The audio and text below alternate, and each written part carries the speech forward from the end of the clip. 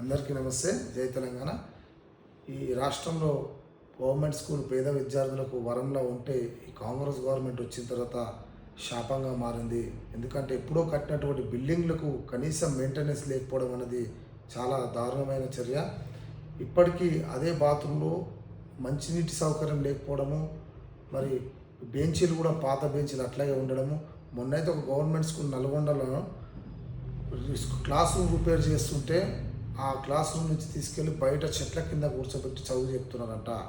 మరి ఎప్పుడో 50 సంవత్సరాల కింద మన పెద్దలు చదువుకున్నటువంటి విషయాన్ని మరి ఇప్పుడు మళ్ళీ కాంగ్రెస్ గవర్నమెంట్ వచ్చిన తర్వాత చెట్ల కింద కూర్చోబెట్టి విద్యార్థులకు చదువు చెప్తున్నారంటే ఈ రాష్ట్రంలో కాంగ్రెస్ గవర్నమెంట్ ఏం చేస్తుందని చెప్పి సందర్భంగా అడగదలుచుకున్నాము. మరి కనీసం సిగ్గుండాలి కాంగ్రెస్ గవర్నమెంట్కి. మినిమం పిల్లలకు మౌలిక వసతులు, త్రాగునీరు, టాయిలెట్స్ అనేది ప్రాపర్గా చదువుకునే విద్యార్థులకు దగ్గర మొండి చేయి చూపుతుంది ఈ కాంగ్రెస్ గవర్నమెంట్. అంటే సిగ్గు లేకుండా వ్యవహరిస్తుంది కాంగ్రెస్ గవర్నమెంట్ అని చెప్పి సందర్భంగా హెచ్చరిస్తూ, మరి ఏదేమైనప్పటికీ వెంటనే ఉన్నటువంటి స్కూళ్ళన్నిటికీ కూడా మౌలిక వసతులు కల్పించాలని చెప్పి టీఆర్ఎస్ పార్టీ తరఫున డిమాండ్ చేస్తూ జై తెలంగాణ, జై కవితమ్మ.